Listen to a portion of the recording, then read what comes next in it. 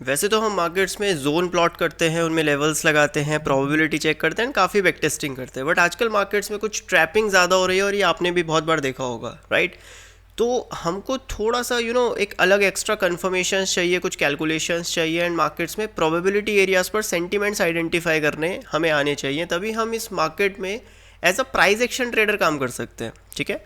अब आपके सामने बैंक निफ्टी का चार्ट है, ये वाले दिन हम इंस्टाग्राम पर लाइव भी थे, सारे के सारे लेवल्स कैसे आइडेंटिफाई करते हैं ये ऑलरेडी मैंने बताया भी हुआ है बेसिक्स टू एडवांस सीरीज़ में। लेकिन आज की ये वीडियो खास इसलिए भी होने वाली है क्योंकि आज हम सबसे पहली चीज़ कुछ प्रोबेबिलिटी एंड रिस्की लेवल्स को देखेंगे एंड मार्केट्स में ओवरऑल सेंटिमेंट्स को एनालाइज करेंगे, ठीक है।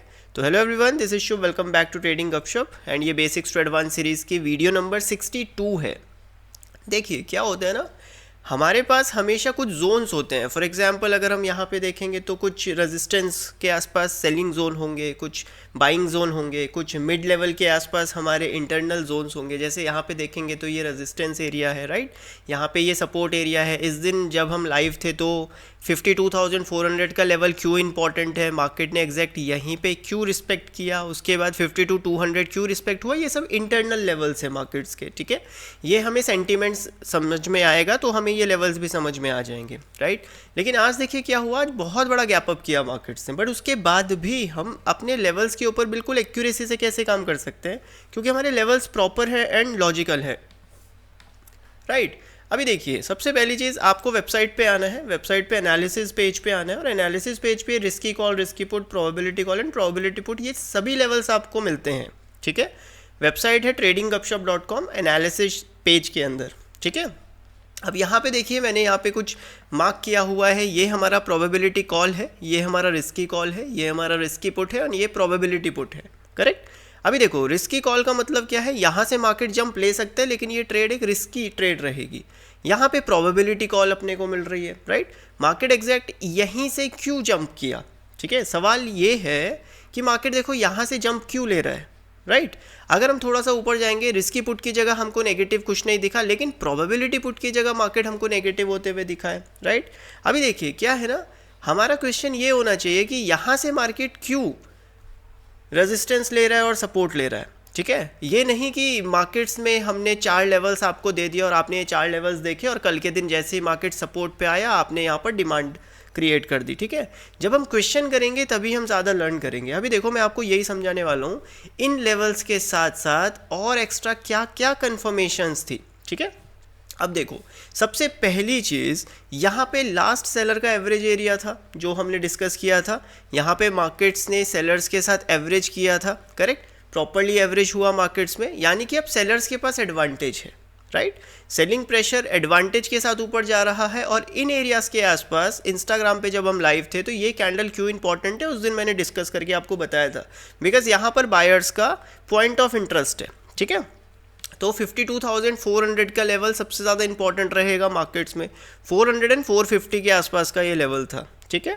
अभी देखिए हुआ क्या है, मार्केट सबसे पहली चीज़ 52,500 एक राउंड नंबर के ऊपर गैप अप ओपन हुआ है। सबसे पहली चीज़ मार्केट्स में गैप अप ओपनिंग हुई है। अब गैप अप अगर मार्केट्स ओपन कर रहा है तो बायर्स के पास एक स्ट्रेंथ यहाँ पर अपने को दिख रही है, ठीक है। अभी देखिए लेट्स सपोज यहाँ पे अगर गैप अप ओपन होता है और हमें यहाँ पर देखना है कि क्या सेलर्स वीक हैं या बायर्स वीक हैं, तो कैसे पता चलेगा। इस एरिया पर ये जो फर्स्ट कैंडल क्रिएट हुआ है इसका 50% मार्केट्स ब्रेकआउट करेगा ही नहीं। इन्हीं एरियाज़ को मार्केट्स दोबारा से रेजिस्टेंस की तरह ये लेवल्स रेजिस्टेंस की तरह ट्रीट होने लगेंगे, क्योंकि देखिए यहाँ पे क्या हुआ, मार्केट्स ने एक बार एवरेज किया है, अब हम एक ही बार एवरेज करवाते हैं बायर्स को, राइट, या सेलर्स को, क्योंकि देखिए 100 पे किसी सेलर ने शॉर्ट किया है, अब वो 125 पर एवरेज के साथ शॉर्ट कर रहा है। अब हम ये तो नहीं बोलेंगे कि यार वो 125 के बाद अब 130 पर भी एवरेज करेगा, 140 पर भी एवरेज करेगा। इट मीन्स जब एवरेज बायर या एवरेज सेलर फेल होता है तो प्रोबेबिलिटी क्या होती है उसके ऑपोजिट प्लेयर की, कि वो स्ट्रांग है ना। ये हमने बेसिक्स टू एडवांस सीरीज में पढ़ा है और स्ट्रक्चर में भी हमने एक ही चीज़ देखी है कि जब हम फर्स्ट टाइम एवरेज लेते हैं तो जो एज होता है वो करंट स्ट्रक्चर पर होता है ना। अगर ये फर्स्ट टाइम जो हमारा पहला लोअर लो क्रिएट हुआ है, अगर ये ब्रेकडाउन होता है तो मार्केट फिर नेगेटिव ही चला जाता है। तो सेम चीज़ यहाँ पे हुआ है, राइट। इस तरह यहाँ से एवरेज लिया है और आज मार्केट डायरेक्टली दोबारा से इस एरिया में ओपन कर रहा है। अब देखिए, ओवरऑल सेलिंग प्रेशर जब एक क्रिएट होता है तो उसके 50% के आसपास सबसे स्ट्रॉन्गेस्ट एरिया होता है, ठीक है।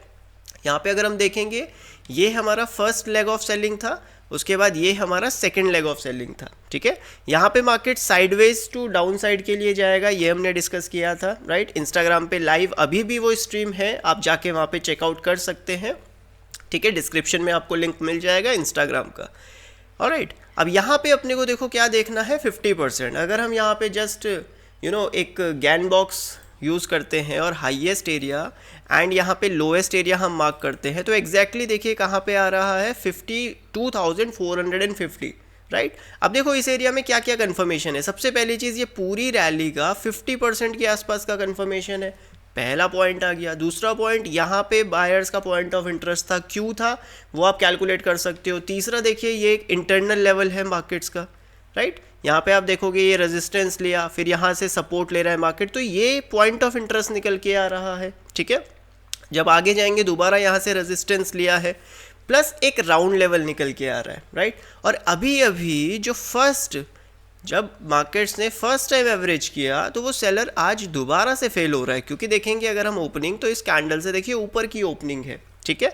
अब कुछ एक्स्ट्रा कंफर्मेशन अगर हमको चाहिए, बिकॉज हमको एग्रेसिव होना है, राइट।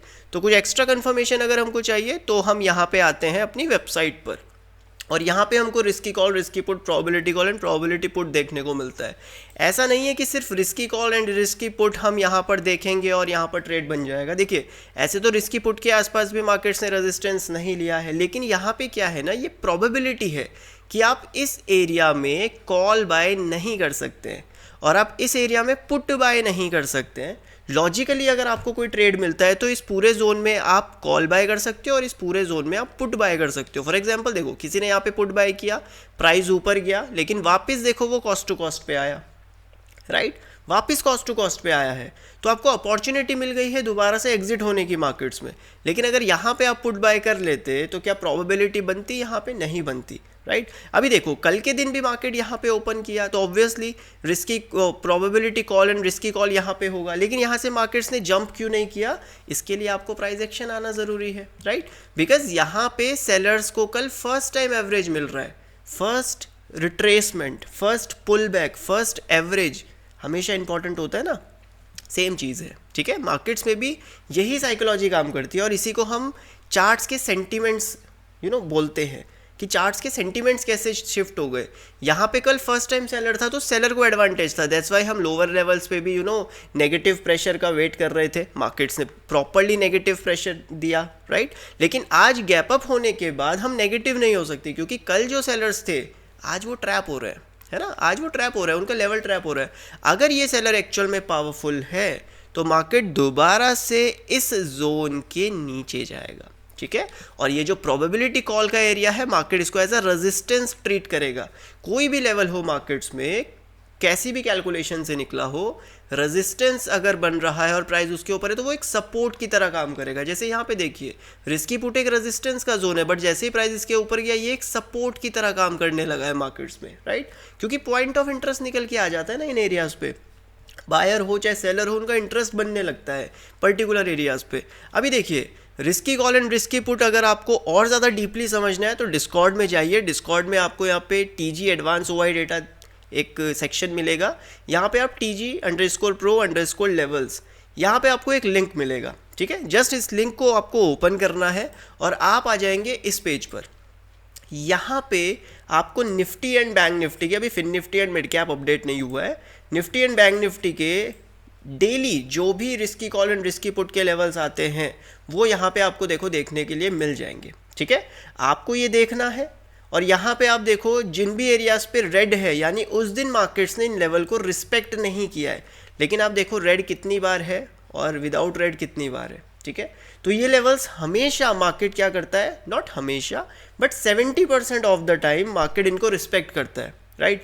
क्योंकि ये जो यहाँ पे देखिए डेटा अपडेट हो रहा है, ये 9:08 तक अपडेट हो जाता है और इसका डेटा से कोई लेना देना नहीं है, राइट। ये प्रोबेबिलिटी एरियाज को कैलकुलेट कैसे करता है, प्राइस से, ठीक है। ये प्राइस से कैलकुलेट होती हैं ये लेवल्स। प्राइस, वोलेटिलिटी, मार्केट की कंडीशन क्या है, किस तरह का स्ट्रक्चर है, सेंटीमेंट कैसा है, उसके अकॉर्डिंग ये लेवल्स जो है यहाँ पर मार्क होते हैं। और हमने इसको लास्ट 3 to 4 ईयर्स से चेक किया है, मार्केट्स प्रॉपरली इनको फॉलो करता है, ठीक है। लगभग 60-70% के आसपास का अपने को एक्यूरेसी मिलता है। तो अगर आपको इसका प्रॉपरली देखना है कि पहले कितना, किस दिन इसने क्या किया, तो आप यहाँ से जाके देख सकते हो। अगर आप देखेंगे तो यहाँ पे हमने 17 मई 2023 से ये डेटा डाला हुआ है, ठीक है। तो ऑलमोस्ट आपको 1 साल से ज़्यादा का ये डेटा देखने को मिल जाएगा, ठीक है ना। तो यहाँ से जाके आप इसको बैक टेस्ट कर सकते हो। आप देखिए प्रीवियसली कितने टाइम से मार्केट इनको फॉलो कर रहा है, ठीक है। अब देखो सिर्फ ऐसा नहीं है कि ये डेटा आपने देख लिया, ये 4 लेवल्स आपने लगा लिए तो ट्रेड हो जाएगी। मैं फिर वही कह रहा हूँ ना, ये लेवल पे आपके एक्स्ट्रा कंफर्मेशन क्या है। अब देखो आज हमने यहाँ पे ये जोन निकाल दिया था अभी थोड़ी देर पहले, ठीक है। ये ओवरऑल सेलिंग का 50% भी है, क्यों इंपॉर्टेंट है आपने देखा, ठीक है। अब यहाँ पे देखो एक्स्ट्रा कंफर्मेशन के लिए मैं क्या कर रहा हूँ, फिबोनाची ले रहा हूँ। ये हमारी क्लोजिंग थी और ये हमारी ओपनिंग थी, ठीक है। अब क्लोजिंग से ओपनिंग पे देखेंगे तो एग्जैक्ट 50% के आसपास अपने को क्या मिल रहा है, रिट्रेसमेंट मिल रहा है। देखो प्राइस ने यहाँ पर क्लोज किया, मार्केट्स ने यहाँ पर डायरेक्टली गैप अप किया, तो एक इनविजिबल कैंडल क्रिएट हुई है ना, एक इनविजिबल कैंडल क्रिएट हुई है। तो इस इनविजिबल कैंडल का 50% भी इंपॉर्टेंट हो जाएगा। तो यहाँ पे देखिए 0.5% का एक कंफर्मेशन भी आ रहा है। इसी 0.5% के आसपास हमारा प्रोबेबिलिटी कॉल आ रहा है, ठीक है, प्रोबेबिलिटी कॉल आ रहा है। दूसरा यहाँ पर हमारा पॉइंट ऑफ इंटरेस्ट आ रहा है, यानी जोन आ रहा है। थर्ड हमारा 52,500 पे प्रॉपरली क्या देखने को मिल रहा है, एक कंफर्मेशन है, एक राउंड लेवल का कंफर्मेशन है। तो इतने सारे कंफर्मेशन जब है और आपको थोड़ा रिस्क अगर उठाना है तो फिर आप डेफिनेटली यहाँ पर स्कैल्प्स वगैरह कर सकते हैं ना। देखिए आप यहाँ पर अगर शॉर्टिंग का ट्रेड पकड़ते तो प्रोबेबिलिटी देखिए क्या है। आपको शॉर्टिंग का ट्रेड पकड़ना है, आप इस कैंडल के इन एरियाज के आसपास से शॉर्टिंग का ट्रेड पकड़ सकते हो। मार्केट ने शॉर्टर्स को भी देखिए यहाँ पे क्विकली आपको टारगेट्स दिया है, राइट। लेकिन यहाँ पे प्रोबेबिलिटी किसकी ज़्यादा आ रही है, कॉल साइड की, ठीक है। बिकॉज प्रीवियस डे सेलर्स यहाँ पर एवरेज ले चुके हैं। अब एक सेलर एक ही बार एवरेज लेगा, बार बार अगर एवरेज लेने आ रहा है तो इट मीन्स लोअर रेंज में जो बैठे हुए हैं वो यहाँ पर ज़्यादा स्ट्रॉन्ग है। अपने को ये समझना पड़ेगा, ठीक है। देखो आप चाहे किसी के भी सेटअप के ऊपर काम करो, उससे मुझे कोई लेना देना नहीं है ना, और आपको भी किसी दूसरे के सेटअप से कोई लेना देना नहीं होता है, करेक्ट। लेकिन अगर आप प्राइस एक्शन को ध्यान में रखकर ट्रेड कर रहे हो तो सबसे पहली चीज़ जो आपको समझनी है वो ये समझनी है कि पूरे के पूरे प्राइस एक्शन का साइकोलॉजी क्या है, ठीक है ना। इस प्राइस एक्शन के पीछे की साइकोलॉजी है क्या, जिसको हम सेंटीमेंट्स बोलते हैं। अगर आप देखोगे ध्यान से, देखो एक प्रॉपरली मार्केट्स ने यहाँ पे जंप लिया, एक अच्छा खासा सेल ऑफ देखने को मिला, यानी सेलर्स इंटरेस्टेड दिखे, ठीक है। इससे पहले भी अगर हमने देखो ऑलरेडी डिस्कस की हुई है यहाँ पे, ये देखिए ये सेलिंग प्रेशर और इस सेलिंग प्रेशर में क्या डिफरेंस था ये मैंने डिस्कस किया हुआ था, ठीक है। यहाँ पे हमको वैलिड सेलर्स दिखे हैं, बिकॉज इस तरह की सेलिंग को देखिए और इसको सेलिंग को देखिए, दोनों में बहुत ज़्यादा फर्क है। तो यहाँ पर हम कैंडल बिहेव को देख रहे हैं, ठीक है। कैंडल बिहेव प्रॉपर हुआ, मार्केट्स ने यहाँ पे क्या किया, जो सबसे इंपॉर्टेंट कैंडल था, ये इंपॉर्टेंट क्यों था, लास्ट कुछ वीडियोस उठा के देखिएगा आपको पता चलेगा, ठीक है।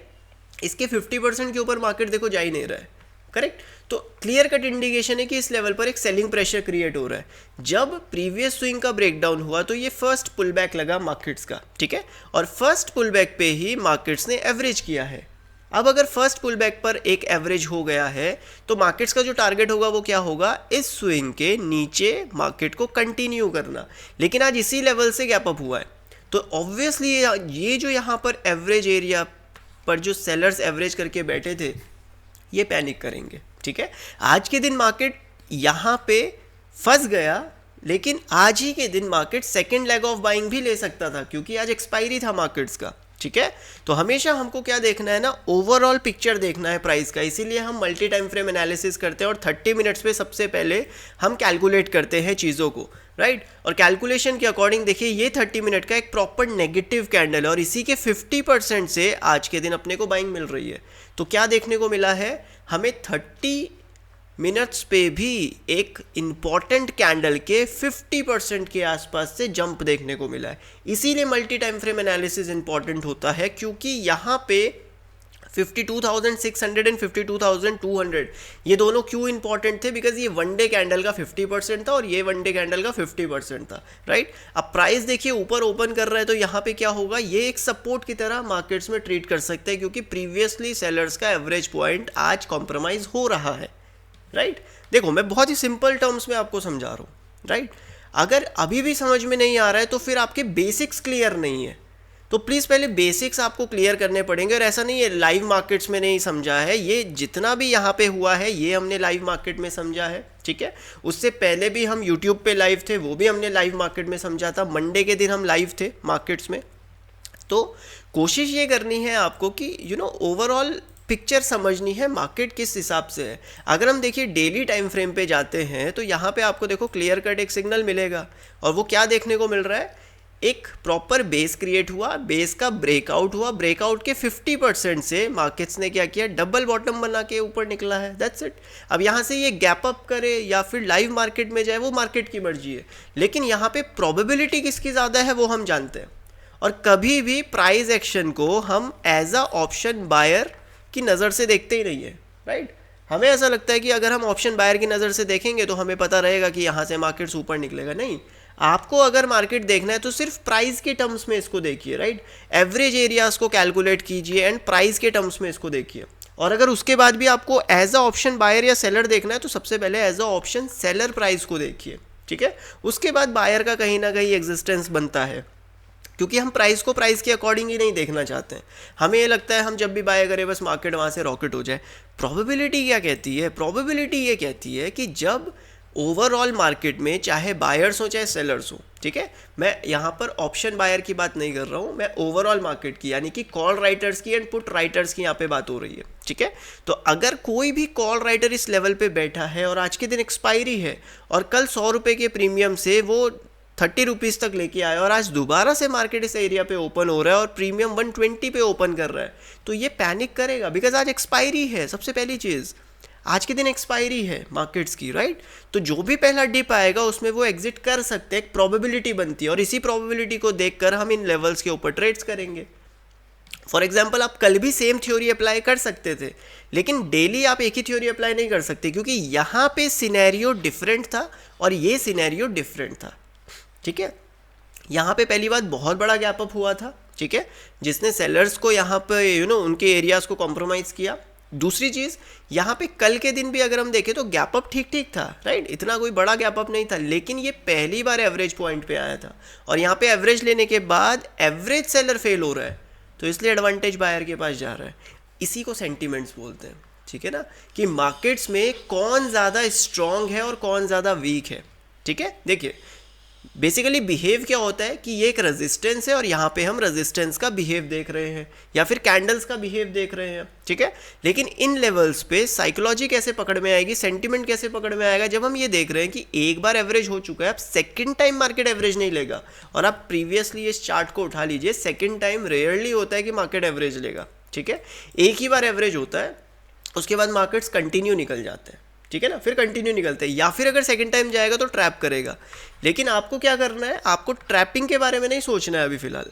अगर एक बार एवरेज ले लिया है और वो फेल कर रहा है तो वहाँ पे फिर हम क्या करते हैं, कैंडल्स के बिहेवियर को देखते हैं, तब हम कैंडल्स के बिहेव को देखते हैं। फॉर एग्जाम्पल आप देखो, एक बहुत अच्छा रैली निकला है और ये हमारा प्रॉपरली एक रिट्रेसमेंट निकला है और ये हमारा ओवरऑल बेस था, तो यहाँ पे हमारा सपोर्ट एरिया है मार्केट्स में। अब ट्रेडर्स को लगता है कि देखो यहाँ से प्राइस ऊपर गया तो ये यहाँ पे मार्केट्स ने लिक्विडिटी लिया, ये इंट्राडे का लिक्विडिटी है।